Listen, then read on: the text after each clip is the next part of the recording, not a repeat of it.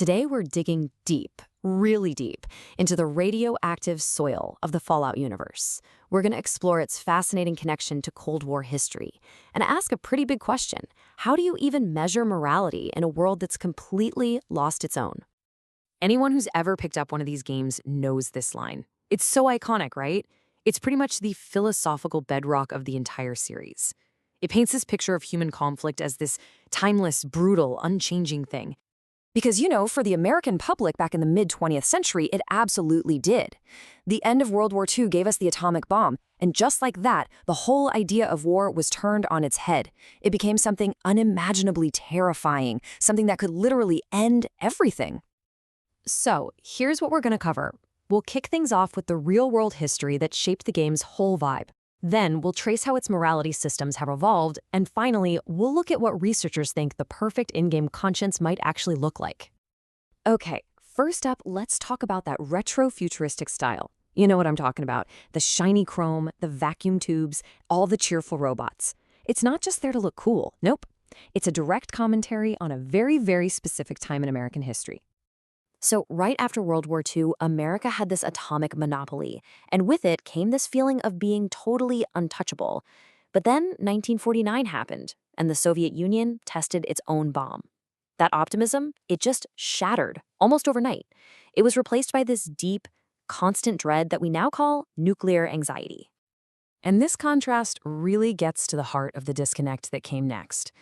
On one hand, you had the official government stuff, like Duck and Cover, with catchy little songs and cartoon turtles telling kids they'd be totally fine. But on the other hand, well, you had the stark reality of what kids were actually feeling, which was just genuine nightmare-inducing terror. So here's the key thing to get. Fallout's world isn't just the 1950s with laser guns. It's a satire. It's an exaggeration of all that hopelessly optimistic propaganda. It's a world that basically took those cheerful civil defense posters at their word, right up until the moment the bombs actually fell. So you're in this world that's built on this totally bizarre moral and historical disconnect. How does the game actually judge your actions? How does it decide if you're a saint or a sinner? Well, for most of the series, the answer is a little something called karma. It's basically a score. It goes up when you do good stuff, like saving a town, and it goes down when you do bad stuff, like, say, stealing every single thing in that town. But here's where it gets really interesting. This system wasn't just set in stone. Over 2 decades of games, the way Fallout actually measures morality has gone through this incredible, complex evolution. It kind of reflects a deeper conversation about what good and evil even mean. Just look at this timeline. The very first game had a general karma score, but it also had these permanent reputation titles for truly awful things that you could never get rid of.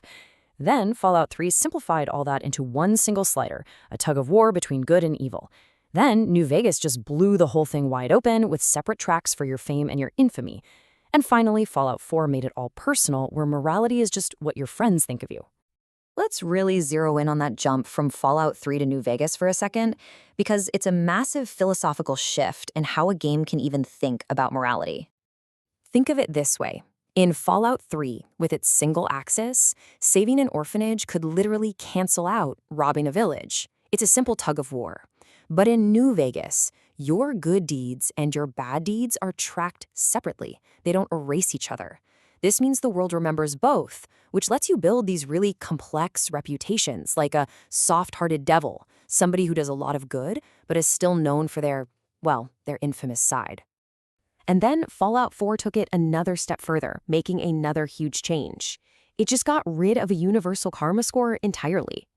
All of a sudden, there's no all-knowing judge of what you do. Morality becomes completely subjective. It's defined only by what your individual companions believe.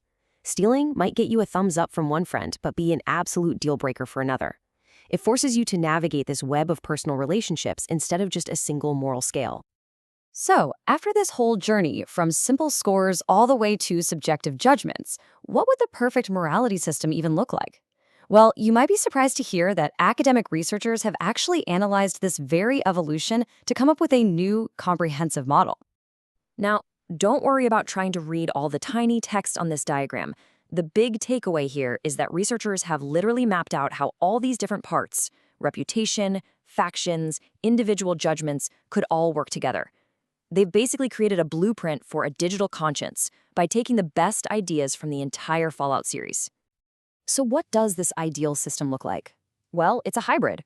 It takes the separate fame and infamy axes from New Vegas, it pulls in the town-specific reputations from the earlier games, it brings back those permanent, unforgettable titles for major actions from Fallout 1, and then it layers the deeply personal companion judgments from Fallout 4 right on top. It's a system that's as complex, and frankly as contradictory as a real human being. Which, of course, leaves us with one final question. This whole journey from duck and cover to a super complex, multifaceted digital conscience, it shows just how far interactive storytelling has come. And as these virtual worlds get more and more sophisticated, it really makes you wonder, how will they judge us next? And what will that judgment tell us about ourselves?